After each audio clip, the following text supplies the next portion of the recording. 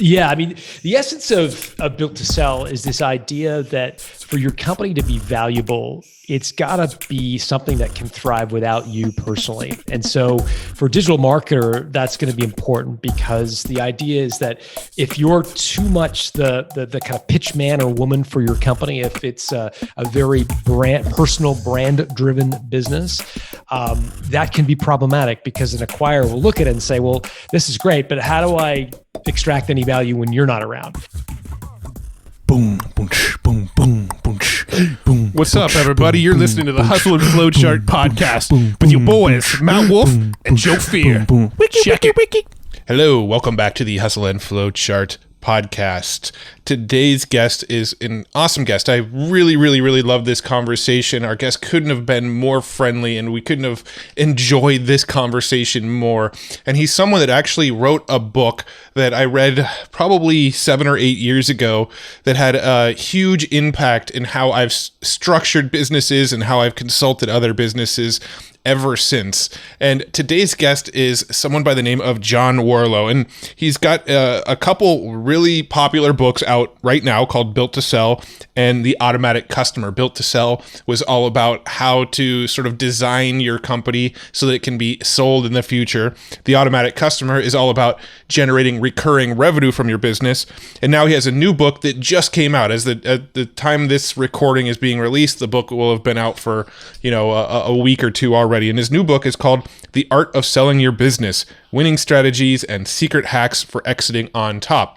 And of course, this third book is all about how to actually get to the exit of your book. And John says this is essentially the trilogy, right? The first book is about building a business that's designed to sell. The second book is about maximizing revenue from your business through recurring revenue. And then the third book is about how to actually make the exit happen, right? So he's got this whole trilogy of books.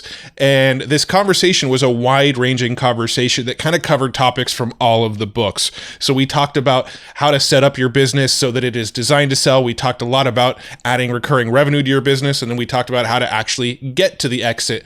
And some of the questions we asked and some of the types of conversations we had were things like, why should we do recurring revenue when you can do a lifetime offer and just charge a lot more? So if somebody has a business that charges $100 a month and somebody sticks around in that business for an average of 10 months, why not just charge $1,000, make it lifetime, and you're making the same amount of money either way? So we dig into why he believes recurring is always going to be better than lifetime.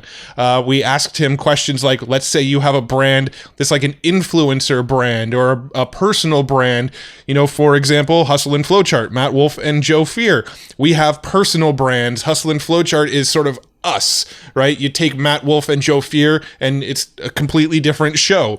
So how do you actually build a business to potentially scale and exit if it's built on the back of influencers or personal brands? And he has some good advice and good feedback around that. And then obviously we talk a lot about other things around recurring revenue, exiting your business, and dialing all that in. But we cover a lot of ground.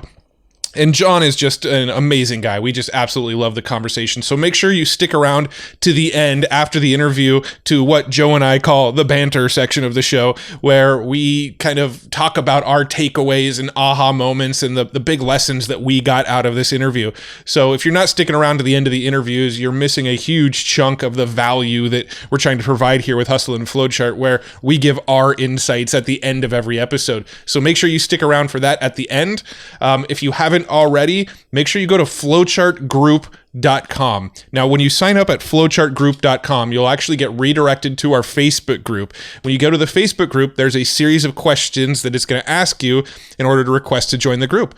One of the questions is for your email. If you give us your email address when you request to join the group, we're going to hook you up with the notes for the latest episodes on the show. You got to get it within 2 weeks of this episode going live.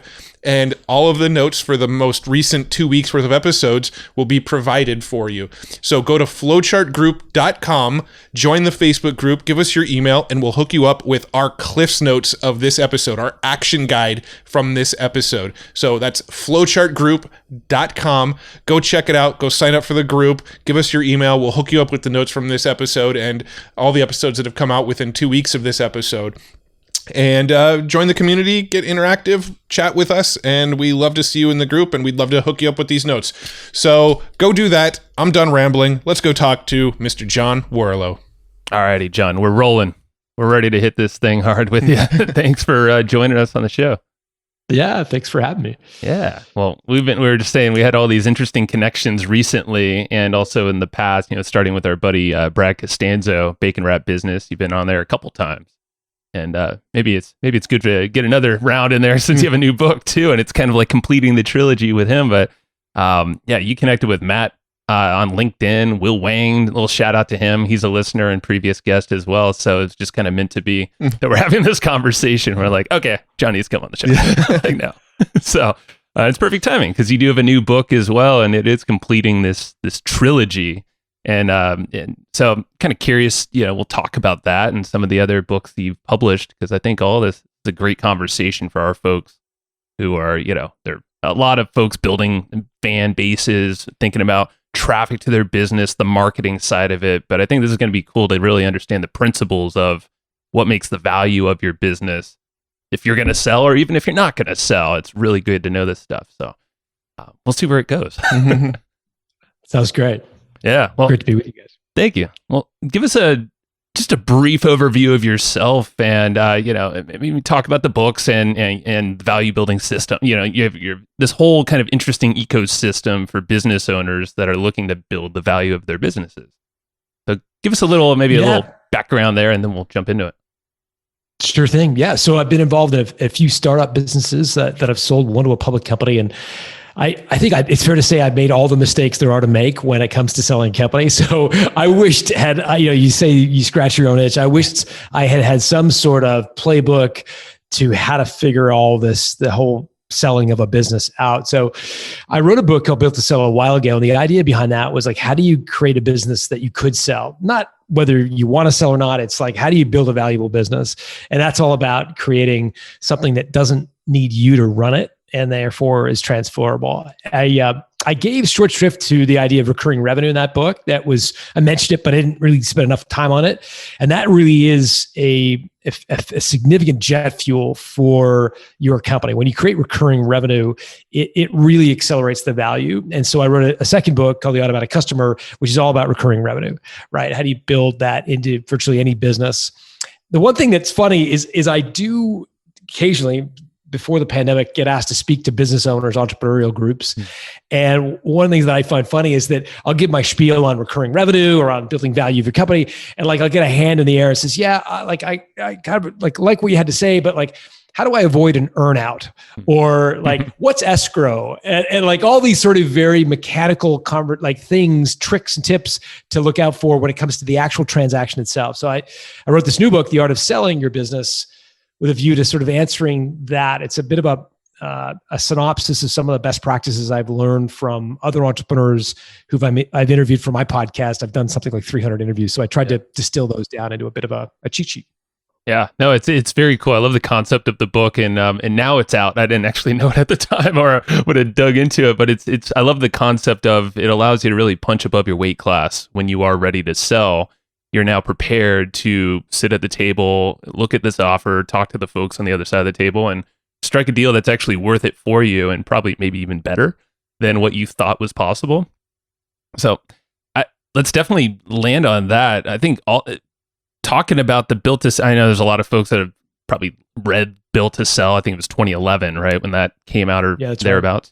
Right. Yeah, so I like the trilogy because that's kind of like the build it with the right foundations. And then you have Automatic Customer, which is basically, exponentially grow the revenue of your company and probably take a lot of pressure off you as well.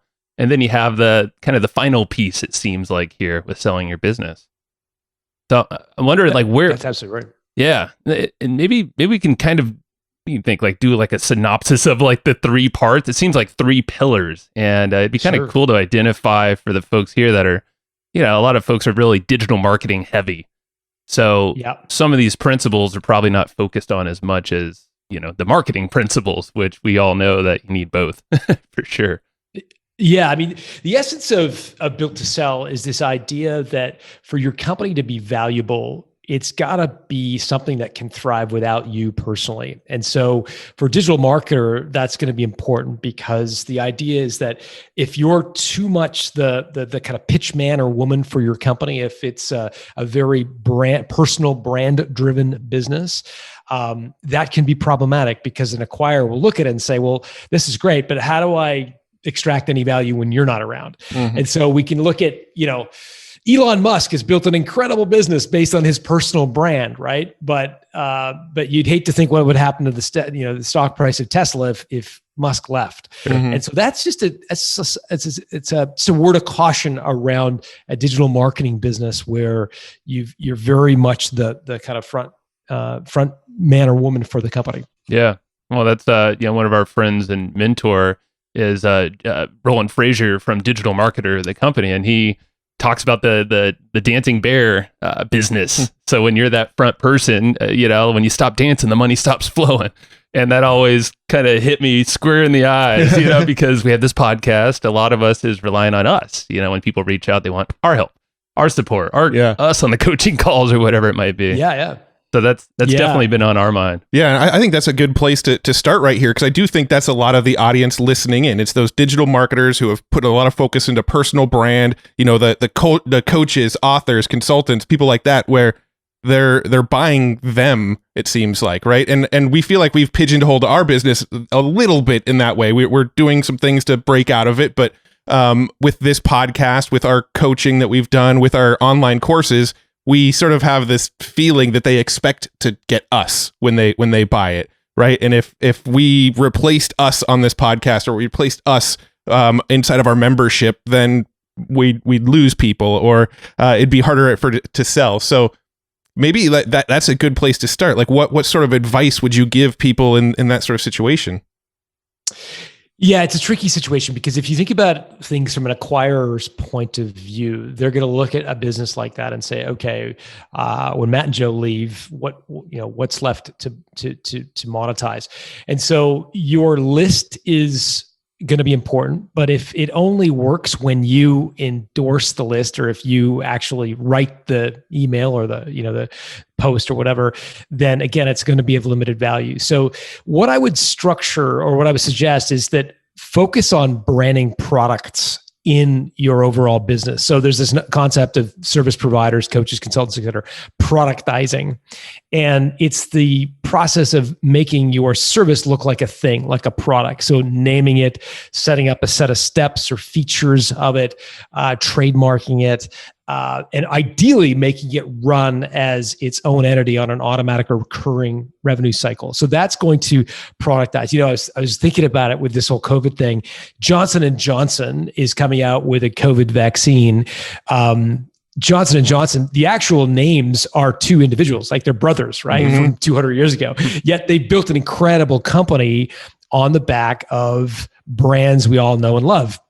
Band-Aid is a Johnson & Johnson product, as an example. So I think you can start to migrate the personal equity you have in your brand to equity in your company if you name the company, if you name the products separate from you. And it goes so far as to making sure that you don't even introduce yourself in a generic term. So what oftentimes service providers do, or they'll say, look, I'm a business coach, or I'm an SEO consultant. And the moment you lump yourself into that bucket, you are inviting competition, right? Because you're saying, oh, you're an SEO consultant. Great. There's a guy on Upwork I can get for $20 an hour. Why should I pay you $100? That's a problem. So what you want to do is brand your product. We've got the 5-step SEO solution, and that's a thing that we can run you through. And ideally, you can get other people to actually run customers through that 5-step system. And that's when you've got the best of both worlds, kind of the productized, but also someone else doing the work. Yeah, so it's kind of its own entity. You're building these assets that can stand alone, but you're influencing them, putting your endorsement, you're probably running them, but nothing's to say that framework that you trademark and you put out there can be, maybe delivered by another coach or some system that automatically does that for you, that you can, have a subscription business on the back of. How about the case of like Tesla? Because you actually brought up Elon earlier, and that's an interesting one. So what would you say to a company like that, who's behemoth, and then you have this this brilliant wild man at the helm. Yeah, look, I'm in no way in a position to comment on Elon Musk. For sure, I know. It's a unicorn. That guy is a legend, and just built an amazing business. But it is dependent on him. What he's done a nice job of, though, and you've got to give him credit, is he's built incredible brands, right? So he has done this. He certainly has a following. He's got whatever number of million followers on social, but he has put his brands, his companies in first place, so to speak. So you definitely get the sense that Tesla is its own entity, that while he's at the helm, it's a separate company. It's very different to SpaceX, which is, again, a separate company run by a separate CEO. So having infrastructure in place, brands, people other than yourself who are front and center. So if it's always you on the email string or the video, et cetera, that can be a problem. So bringing in a team around you that can be also a front person for your company, I think is important. Those are all sort of strategies I think he's using to slowly separate himself personally from the company.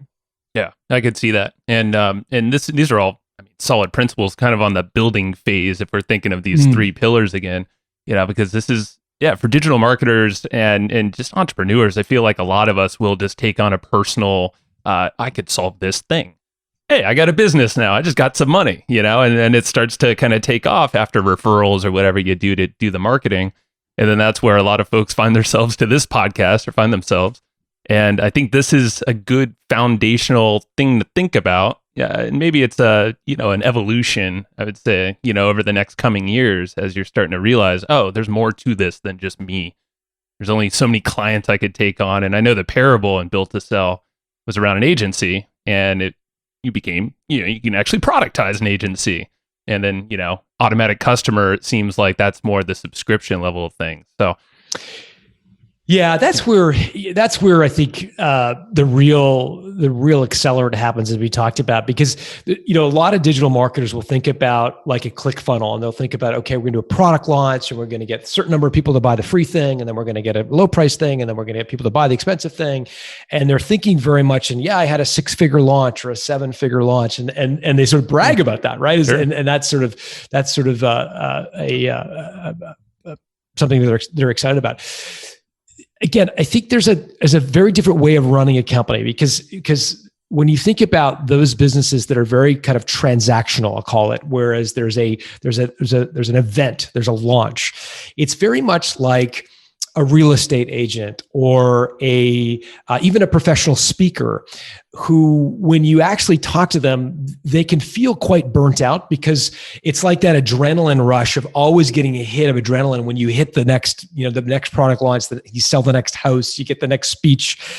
It can be very addictive, but also very empty. It can make you feel very empty, like you're just running on a hamster wheel. Like there's only so many more cars we can buy and trophies we can buy to spend that sort of transactional money. Whereas if you create a recurring revenue stream through a subscription model, you're now building something that every day you wake up in the morning, there's another brick in the foundation. You're not starting from scratch, is I guess what I want to say. So the idea of sort of a transactional business, you kind of wake up in the morning and you got to start hustling right again, right? Yeah. Name of your show. But at the same time, if we can think of it as building on blocks. So if you win a subscriber, that's who's going to stay with you for a period of time. That's a block that you can then build on top of, and you start to build something that does run eventually without you. I was doing a talk. This is pre-pandemic. I was doing a talk for a bunch of entrepreneurs, and I was saying, like, what's everybody want to do with their business? How many want to sell? How many want to pass the business to their kids? How many want to do a private equity deal?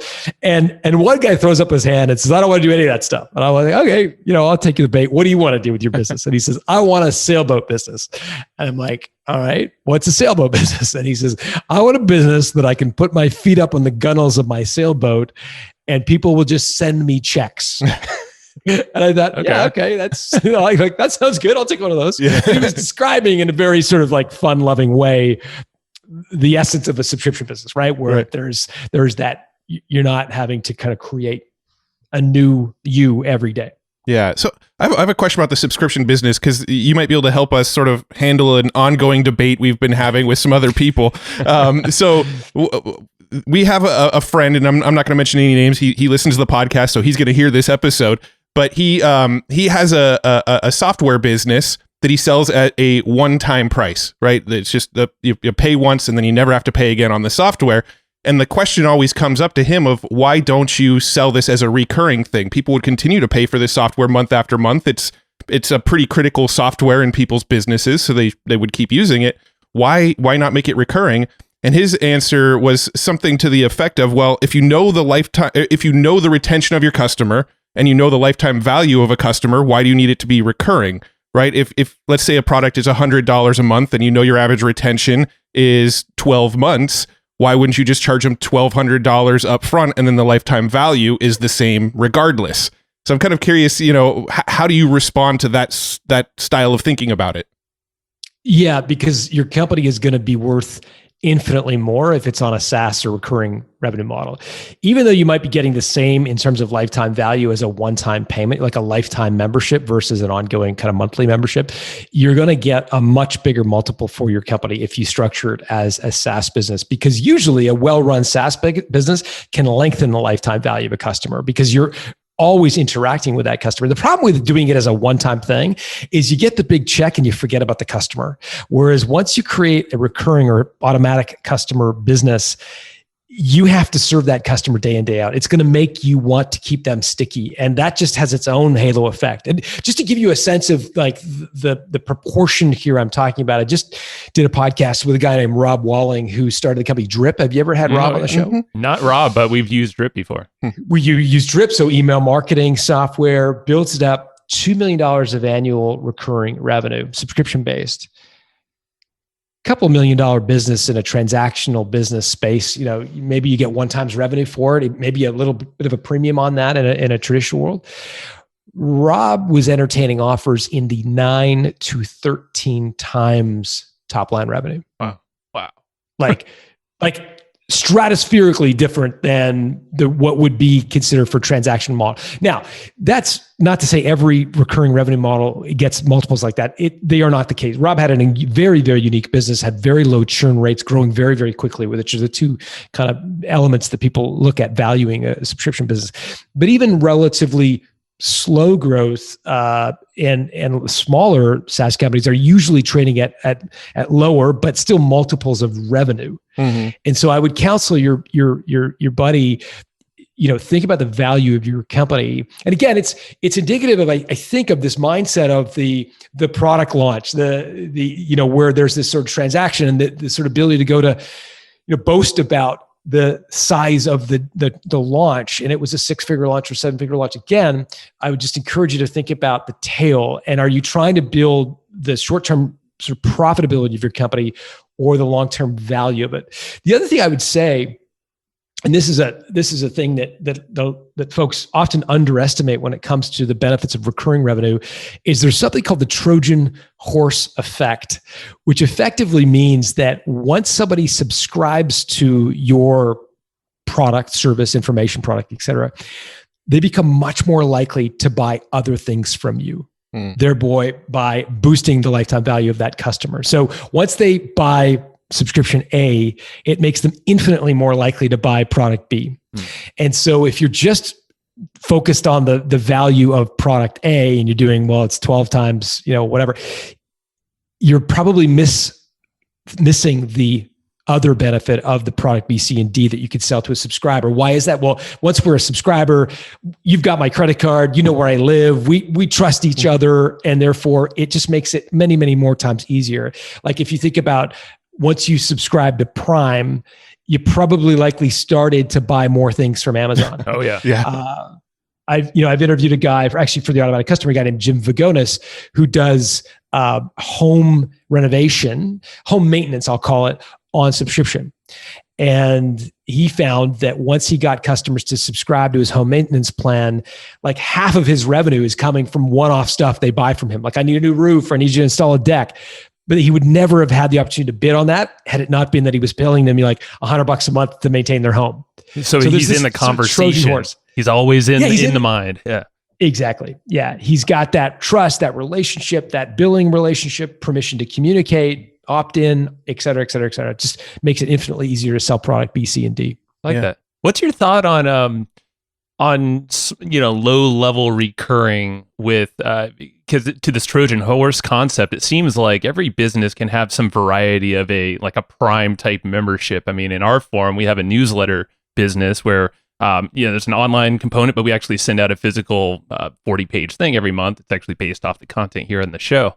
So, and we charge $15 a month, but now that's a new pond that we know there's a bunch of buyers in there. They trust us. They are super fans, more or less. And we monetize with affiliate marketing primarily and other rev share type deals, equity deals too. What would you say to like a micro continuity for most businesses? Is there a model that you would, and I mean, a low level, whatever micro is for that industry or niche? Have you seen some good success stories there? Or any principles you can share for any business to layer that in? Yeah, I mean, the biggest mistake that we see in companies trying to create a recurring revenue model is trying to do it for everybody. So in your case, you talk about super fans and you said, for our real super fans, we're going to create the subscription. That's great. That's saying all the guys you kind of talk to through your podcast, through your universe, it's not for everybody. It's for this like tiny sliver over here.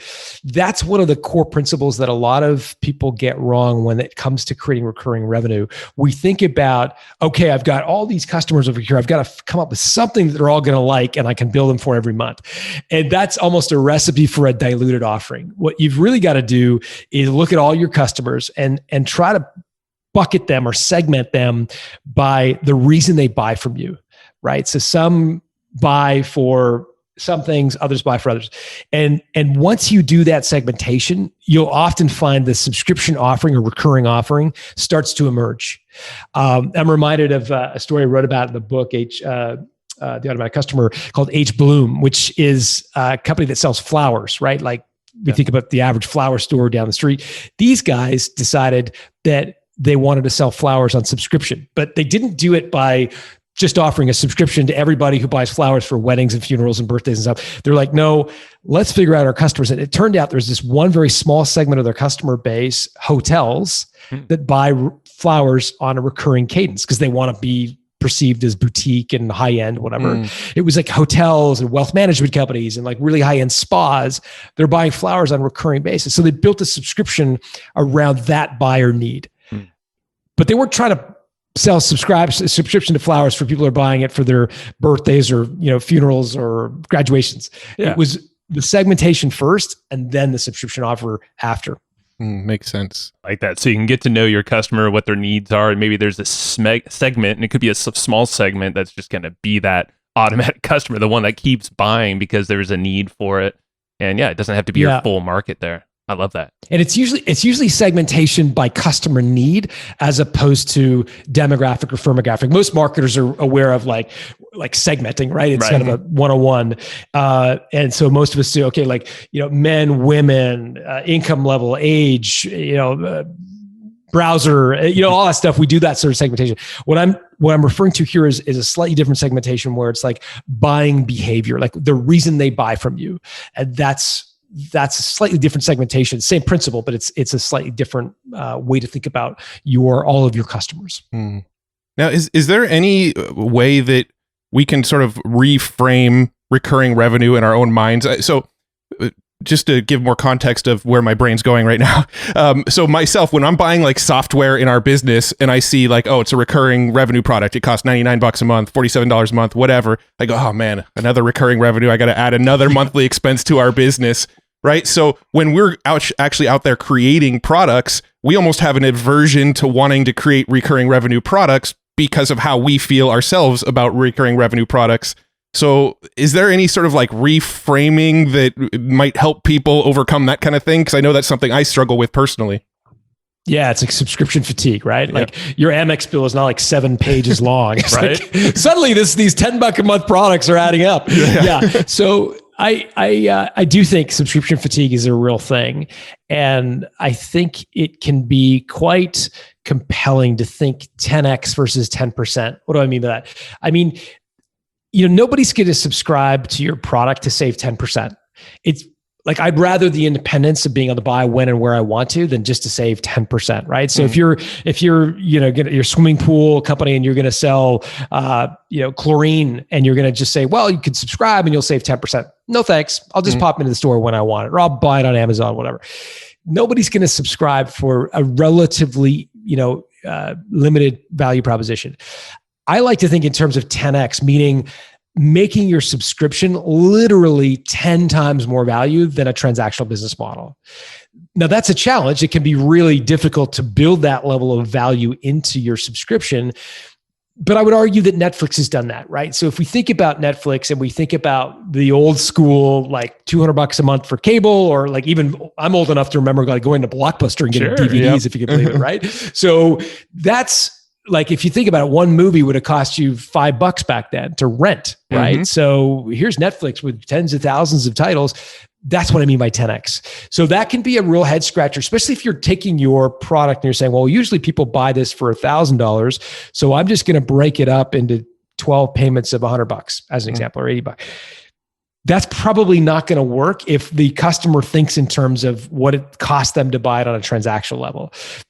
What you're really wanting to do is bundle in so much value that you literally could make a case that it's 10 times better to subscribe than just buy on a one-off basis. Now, some people are hearing that and saying, okay, but that sounds expensive. Remember Rob Walling, right?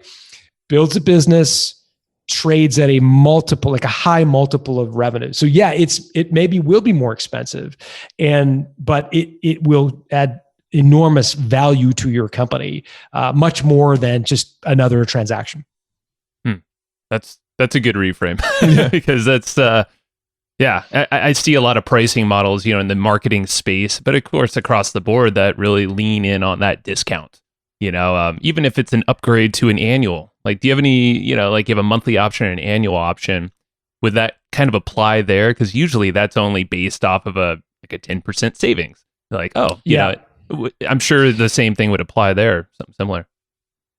Yeah. So look, in an annual versus a monthly billing, usually save 15, 20% on an annual billing plan. With a business to consumer offering, oftentimes churn rates are higher than 100% a year. So again, I don't want you guys to reveal your churn rate, but something like a newsletter, or if you've got a travel newsletter, for example, the churn rates on that are generally through the roof, right? Because a business to consumer, your threshold for churn, subscription fatigue is much higher, right? So, I was kind of interested in taking a trip to Italy. I'm going to subscribe to this newsletter for $10 a month on Italy. 6 or 7 months go by and you're like, you know what? I don't need this anymore. And you churn. So business to consumer models have much higher churn rates. In often cases, higher than 10% a month or more than 100% a year, in which case the annual billing option is great because you guarantee yourself effectively 12 months of subscription, which increases your lifetime value. In a business to business transaction, where you are selling something that the business uses to make money, churn rates generally are much lower. And there, what you're trying to do is minimize churn. And here again, annual billing can help. Why? Because when you get someone to write a check for $1,000, $5,000, $10,000 in a business to business context, it makes them kind of perk up a little bit, sit on the edge of their chair and go, okay, I'm going to spend $1,000 on this, whatever solution. I need to learn it. I need to understand it. And I need to bed in, which makes them more likely to onboard, start using it. And that's the secret to getting them to actually recur or become a longtime subscriber, is betting in. If they're only paying you in a business to business context, $99 a month, $200 a month, a few months could go by and I may not use it. And if that happens, they're gone. Sure. Right. Whereas if you get them to buy up front and they spend a few $1,000s, the chances that they pay attention to your onboarding videos and your webinars, getting them to use the product are much higher than if they're just paying, a few bucks a month for something. I love that. Yeah. And churn, the onboarding process, that's, I would say, arguably one of the most important times to save the churn from skyrocketing for any kind of product. And, even at the smaller level, there's probably some really good strategies like personalization. I know we send videos to thank people when they join a variety of our programs. And, it could be just a personal little like hand phone Loom video or whatever, the Sure. Bonjoro type thing. Are there any other strategies, like some quick things that you've seen work well with both monthly and annual, to keep the churn kind of low there? Yeah, I mean, the 30 days that you have in that first month of a relationship with a customer may extend to 60 days in some business to businesses context, but that is the moment in time where you've got to nail it.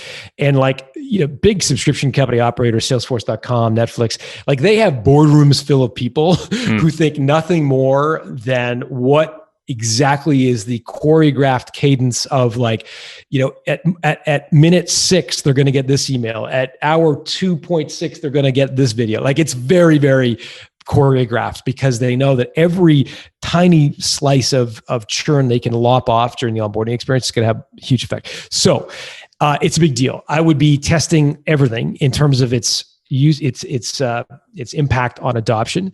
One of the stories that comes to mind was one I wrote about in the Automatic Customers. Came from Gail Goodman, the founder. Or actually, I don't think she is the founder. I think she was the longtime CEO of Constant Contact, the email marketing software, right?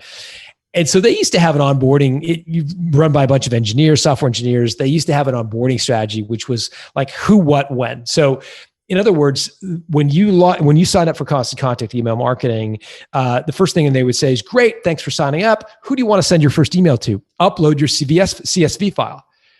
And most small business owners, guy who runs a flower shop, guy who runs a plumbing company is like, CS what? What is that? And you want my customers, like, oh, I have them all in Outlook. I don't know how to extract them out of Outlook and what's the CS. And they just churned out, right out of the gate. Before you could even get them to use the product, they churned because they got lost, right? Because the engineers said, like, the most linear thing to think about here is we've got a who is the person, we can get it. So what Goodman did is she changed the steps in the onboarding process to go from who, what, when to what, who, when. In other words, she said, great, welcome to Constant Contact. Let's create our first campaign together. Oh, you're a plumbing company? Look at all the stock photography we have of plumbers. Why don't you pop an image into your email and let's build the copy. Look at, here's how you do the bolding and here's how you do italics and here's where you put your offer. And all of a sudden the guy or gal who's building this email, it's coming to life for them on the screen. It's beautiful, right? And they're like, oh, this is amazing. I love this. How do I send this thing, right? And then they're like, okay, now we got to go through the second step. And this is going to take some time. We need you to upload your customer database. Here's our support number if you get lost. Here's some tutorial, whatever. But by that point, they were emotionally committed to sending the email because they'd seen how good it looks on screen. And as a result, their churn went down. That's just a silly little example of the kinds of things you can do to manipulate your onboarding experience so that people bed in. And once they bed in, they stay. And you can fumble the ball in the first 30 days, and you could basically dance on your head for the next 11 months. They're not going to renew. Yeah. Right. But the opposite is true. If you nail the first month, you can make a lot of mistakes in the next 11 and you'll still have enough relationship capital to lean on to get them to renew. It's all about onboarding those first 30 days. Yeah. Now, from a sort of, this might be getting in the weeds a little bit too much, but I'm just curious, how would somebody actually test the effectiveness of their onboarding sequence if the result of whatever they do doesn't happen till later down the line? How would you actually go about figuring that out? Yeah, your leading indicator in a SaaS company tends to be usage as opposed to churn. So churn is generally a rearview mirror indicator. So you kind of find out about churn too late. And that's one of the most frustrating things about running a recurring business model is you make these changes and you're like, okay, well, that's going to help like in 4 years. You know what I mean? Like that little tweak we made. So instead, what you want to do is cohort your customers, right? And so you say, okay, this cohort of customers, the customers that are starting, this week or this month are going to get this onboarding experience. And then let's compare them on an apples to apples basis, just like an A/B test you would in marketing. You're going to compare them.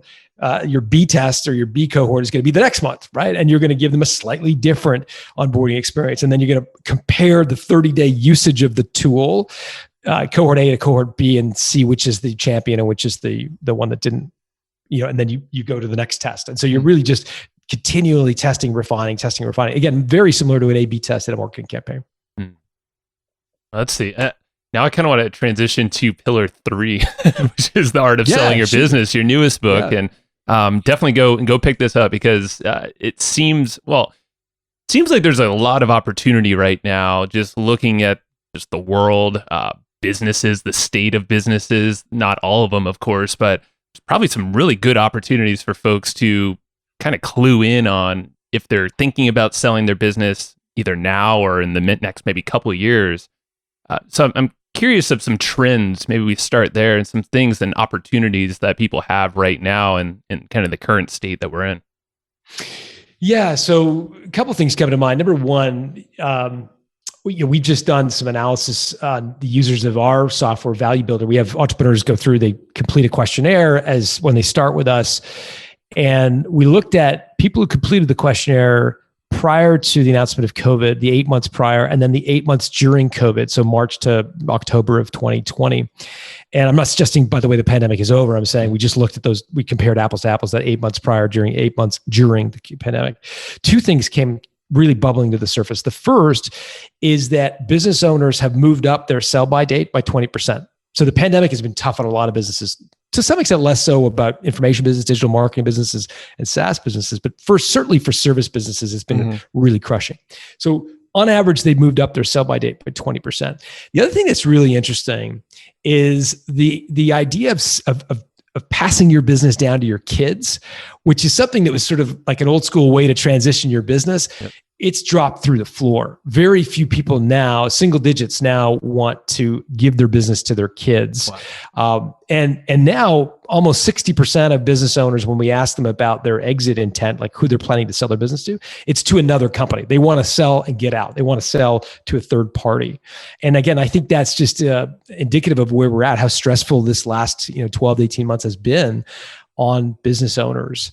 The other thing I would say as it relates to trends, and this is good news, I think, for all of your listeners, in particular those with, again, a digital marketing product, a SaaS company, is that private equity has really boomed in this pandemic. And it's not really anything related to the health crisis. It's more related to the interest rates the health crisis has created. Right now, we're at emergency level interest rates, right? And private equity groups, they are fueled by low interest rates, right? It allows them to buy companies and buy them for much more than they would under traditional interest rate environments. So even though the pandemic has been tough on a lot of companies, the low interest rates is making a very attractive ROI for private equity groups. And a lot of the folks that I think listen to your podcast would be the most likely natural acquirer for their companies would probably be a private equity group doing some sort of roll up in their space. What?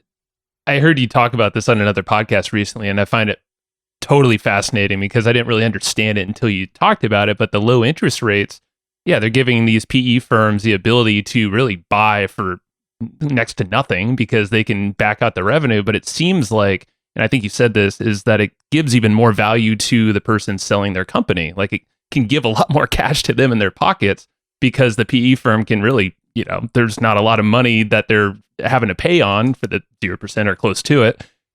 So maybe talk a little bit about that and explain kind of like the deeper details of this interest rate and how it actually benefits the business owner as well when they're selling to one of them. Yeah, sure thing. I think there's a benefit, but there's also a caution. So here's the way a private equity company would typically buy a business.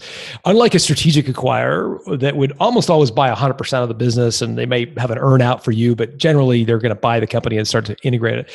Private equity groups are different. They are run by financial engineers.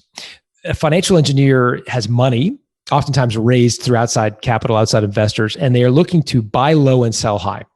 So they're looking to buy your company, professionalize it, perhaps bring in some new theories and new management techniques to make it run better, oftentimes stitch it together with other companies in your industry, and then go sell the rolled up combined entity for a much higher multiple down the road. Right. So they don't have management in place. And as a result, they don't generally buy 100% of your company. They'll generally buy 60%, 70%. What do you do with the other 30%? Well, you roll that into a new entity that the private equity company controls, that they ask you to run. So now you're running a new business that looks a whole lot like your old business, except you only own 30% of it yet you're doing the same thing. That could be great. Great way to diversify your wealth, by the way, because you're able to put that money that they paid you for a portion of your business up front. The challenge is that the private equity company is borrowing money to buy your business. And so your business, this new entity that you're now the general manager of, needs to pay back that money. And so if they borrow too much money, levered it up too high, it can be very difficult for them to pay back. And I talked to Ryan Moran about this. He was a guy I interviewed for my podcast recently. And I said, tell me about your sale. And he said, I sold 60, I left 40 in, I rolled 40. The PE firm just jacked up with tons of leverage, the new entity, and it became untenable. We couldn't pay back the loan the private equity group took, and they ran it into bankruptcy. Mm-hmm. And so Ryan, this was a $20 million business. He put 14 in his jeans, but it was 6 that he left on the table. Yeah. That went to zero because they were using too much leverage. So I don't mean to make private equity out to be a bad type of sale. It's a very good type in some cases. It just comes with some caveats and some things you want to be thoughtful about as it relates to negotiating with a PE firm. Yeah. Now, with this information in mind and knowing that there's probably a window of opportunity on these lower interest rates, should companies be looking to kind of like fast track the sale of their business if it's on their mind? Let's say it was on their roadmap 2 years out, let's sell this business. Should they be thinking about speeding up the time to exit because of what's going on in the world right now?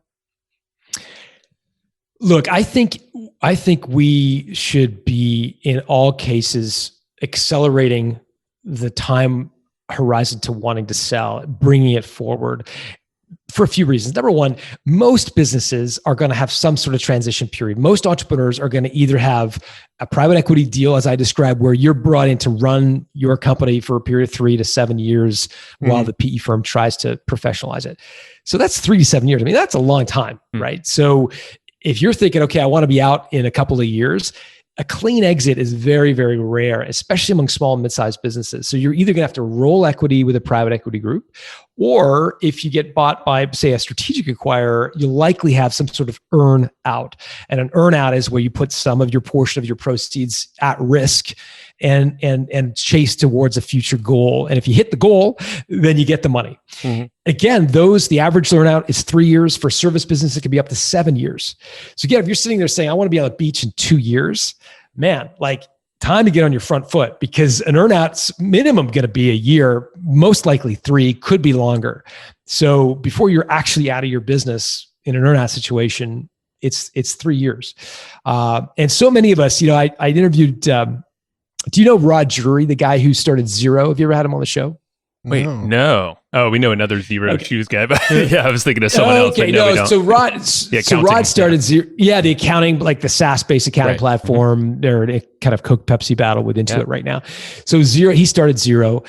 He got the money to start Xero by selling a company called Aftermail. So Aftermail was around Sarbanes-Oxley. It allowed you to archive your email, and it was a really good solution for Fortune 500 companies. Sells the business for $15 million up front, and the chance at another 20 in an earnout. So there's a lot of money at stake for Rod. So what does Rod do when, as a young guy, he gets handed a check for $15 million? What would you do? Like, hello, it's time to party. It's time to relax. It's time to whatever. Right. So Rod does all the above. He takes some time off. He pats himself on the back. He thinks, man, this is amazing. The problem is that all the time that's ticking by after he clears that $15 million check is making it harder and harder and harder for him to hit his earnout, because earnouts are usually triggered by gates along the way. You've got to hit a certain gate, which unlocks a new budget, to hit the next gate, which unlocks a new budget. And you miss the first gate, it's like ski racing. It's very hard to recover and hit the second gate. And so Rod missed the first gate, couldn't get the budget to get to the next gate, and ultimately left sort of 6 or 9 months after he sold his company and got nothing in the way of an earnout. Now, he's been successful beyond any imagination. Right. So he's been fine.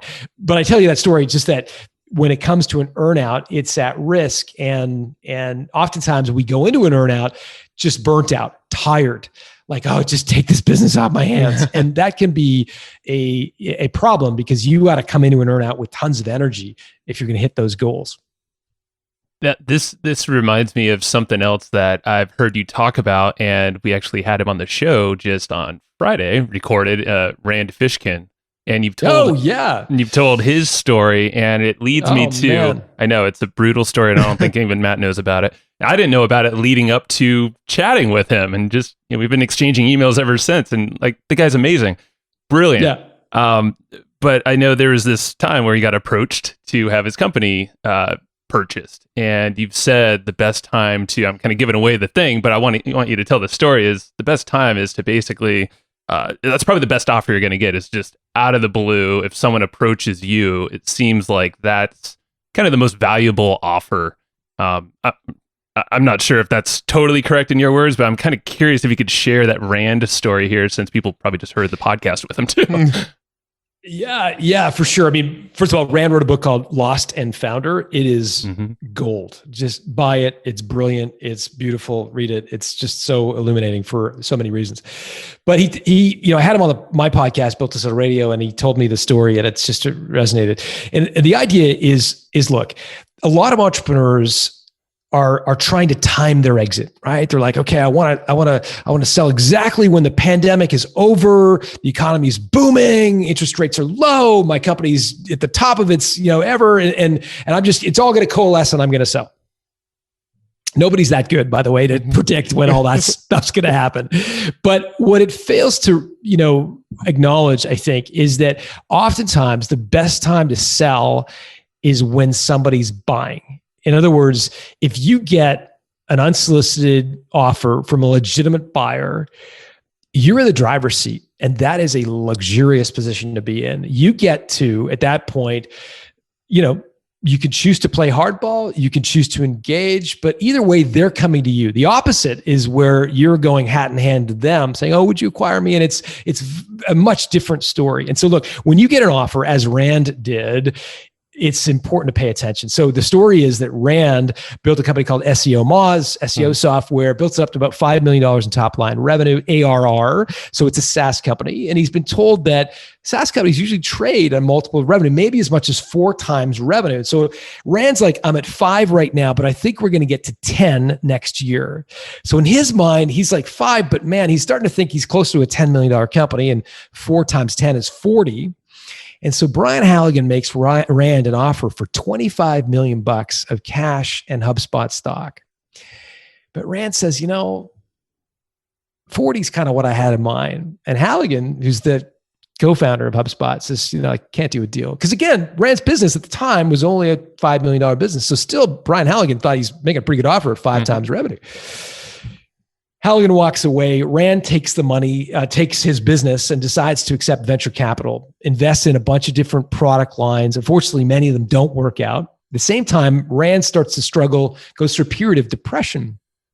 And he talks candidly on the podcast, so I'm not telling you stuff out of school.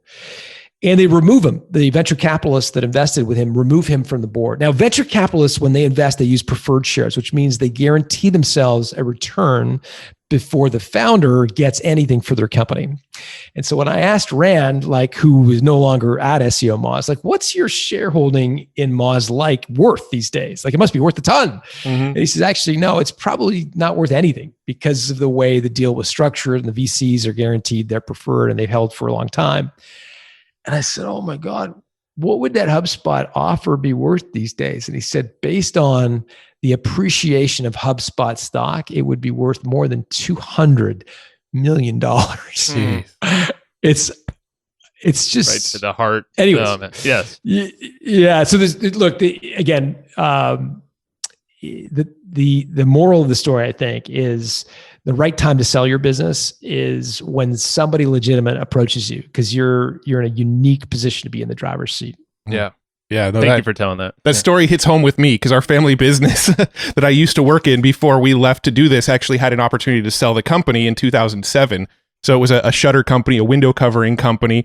It was doing about $2 million a year, but it was a very low margin business, right? So their profit on that was probably 10% or something. It was a low margin business.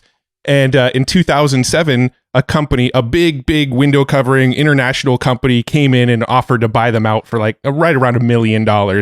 And our family was kind of offended by that number. We're like, well, it's a $2 million per year business. Why are you offering us $1 million?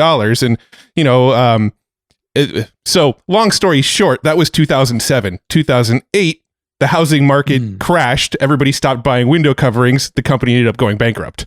So, so they had the opportunity to sell the company for $1 million. Didn't do it. A year later, there's no company anymore. So it's just, I really resonate with the best time to buy is when the offer's on the table. Yeah. And chances are, buyers are smart. And the chances are in Rand's case, and I don't know this to be true, I didn't ask him, I should have, I didn't.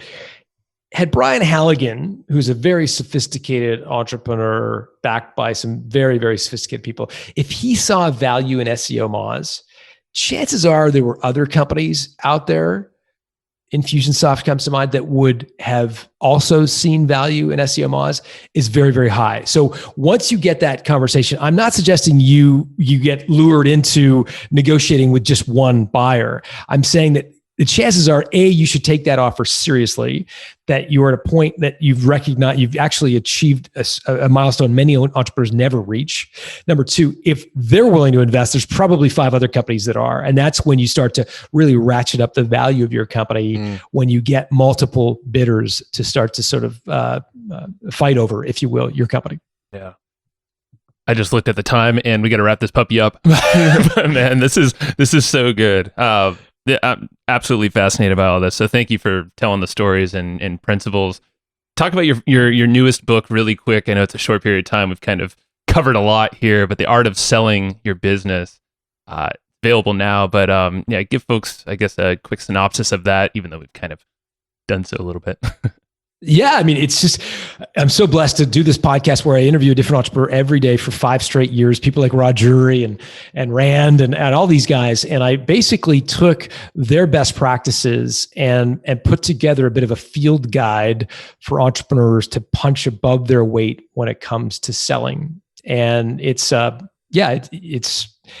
available anywhere you buy books. And I think if folks want to check out what we do, it's just builttosell.com. And if you go to builttosell.com/selling, there's a bunch of gifts that people in your community and your audience can get access to when they order the book. So that's just builttosell.com/selling. Awesome. And we'll link that up in the show notes. So everybody listening, go to this episode's notes and you'll find any links mentioned. John, thank you very much for your time, my man. And this is going to be a ride, so we'll probably stay in contact when we have some new questions around this. It's been fascinating. So have a great one. Thank you. Thanks, guys.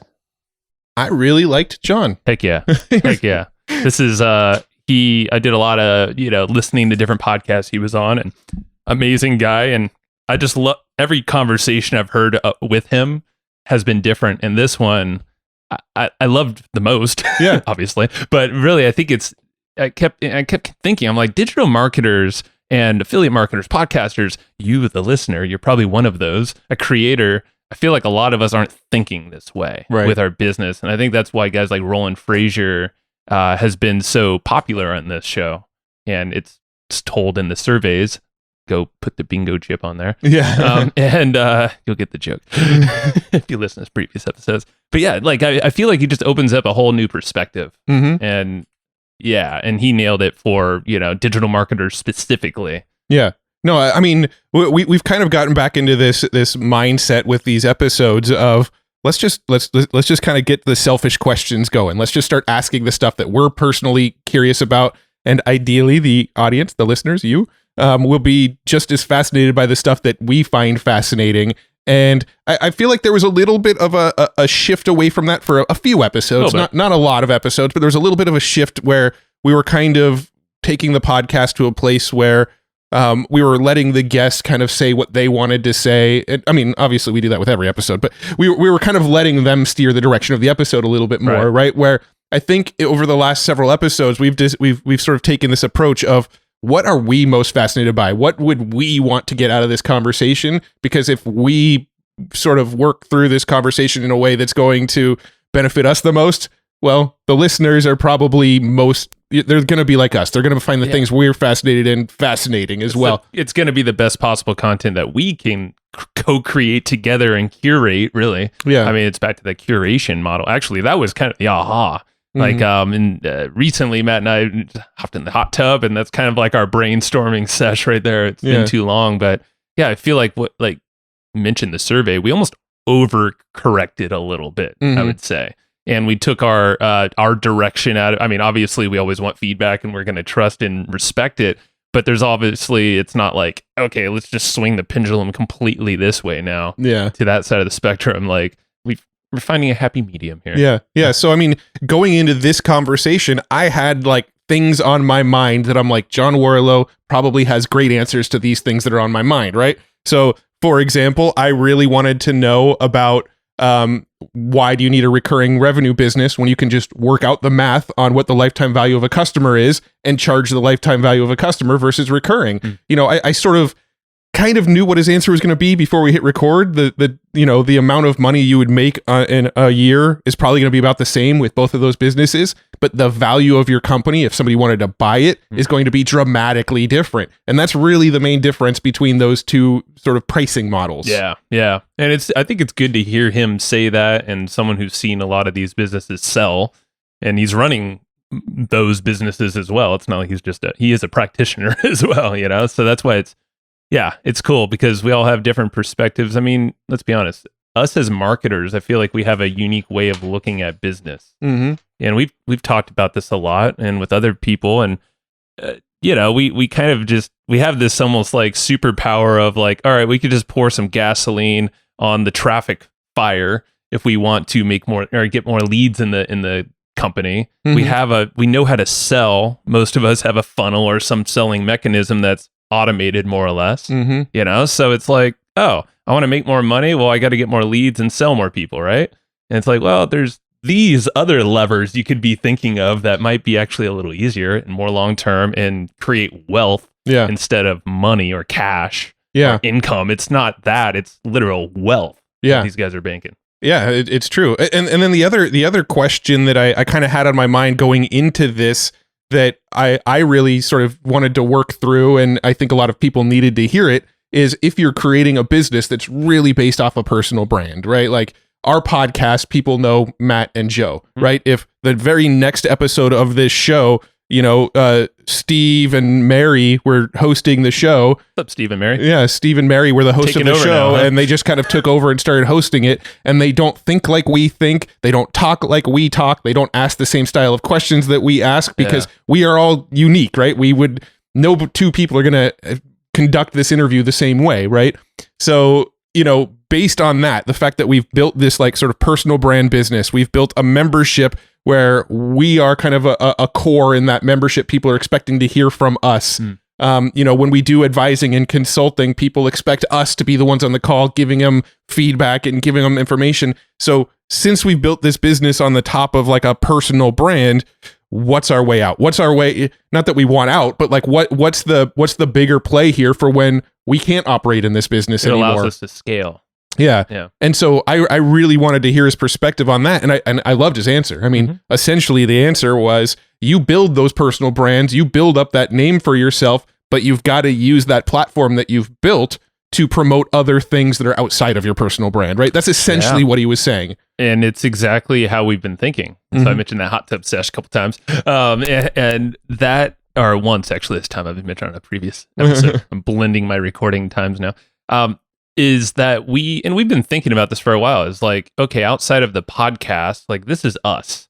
So anything else that exists out of the podcast has the potential to be an asset for us, which that can be, even our email list is, well, it's definitely an asset. But right now, I mean, we're pulling back the curtain a little bit.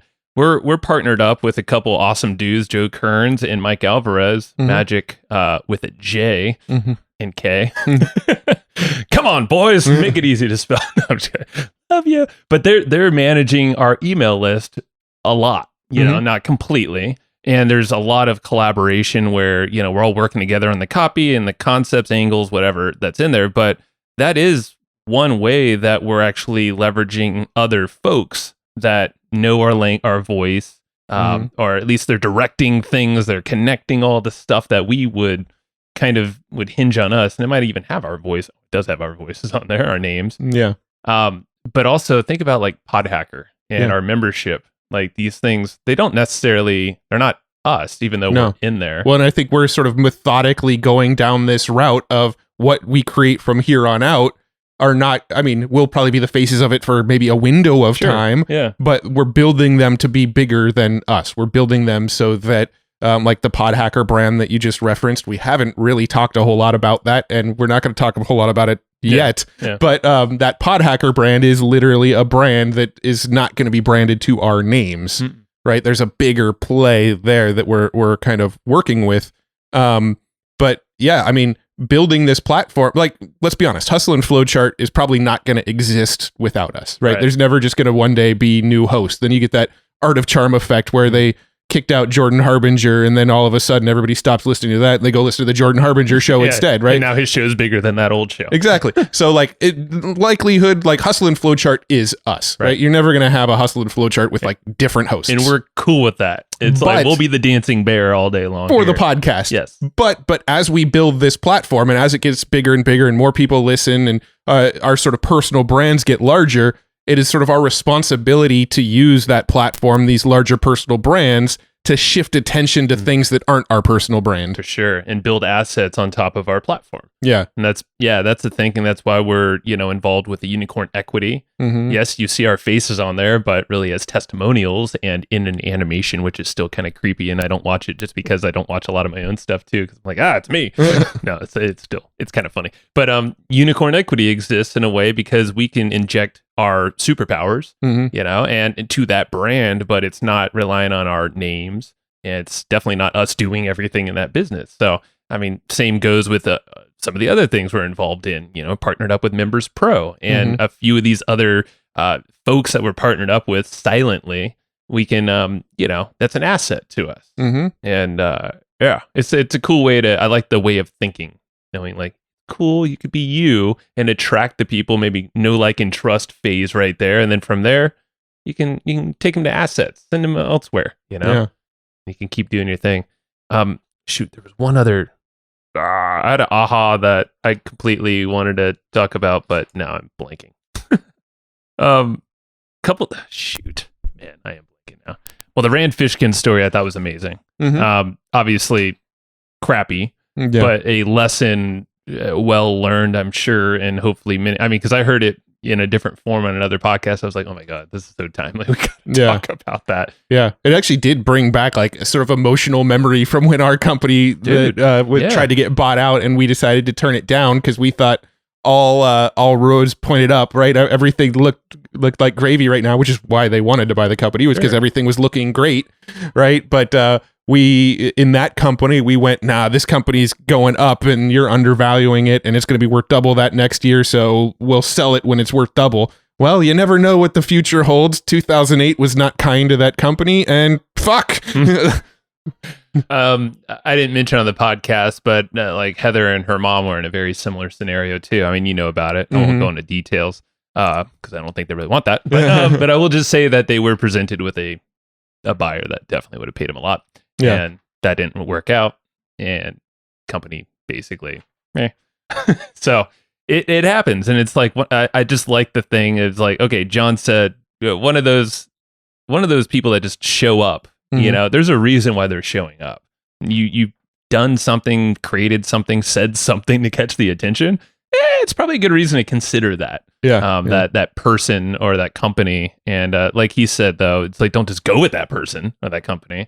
But like, that's your clue. Like, oh, I'm kind of hot right now. Yeah. Maybe get a couple other, options there. And there's probably a deal there. Maybe. I don't know. Not always, but either way, I'm happy with this conversation. Yeah, no, it was a great conversation. And John was just a great guy. Like he was just someone that I was instantly comfortable chatting with, right? Like you kind of, you get some of those guests where you get them on and you're like, I feel like I have talked to this guy before and I've known him forever. And then you have some guests where you're like, all right, we got to warm this one up a bit, But we just jump right in, man. With John, he was one of those guests where you just, I mean, at least for me, I felt like this guy's cool. Like I feel like we've had conversations in the past and we've chatted on LinkedIn and stuff. That's how we initially got connected, but not to any sort of depth like this. Nah.